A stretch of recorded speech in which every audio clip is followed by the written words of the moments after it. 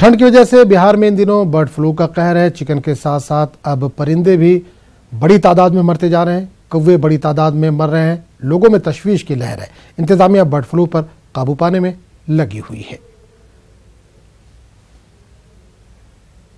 इसे मरने के बाद जो सिम्टम आता है, जो सूजन होना चाहिए आँख में, नाक में, गले में, ये सब सूजन नहीं देखा जा रहा है।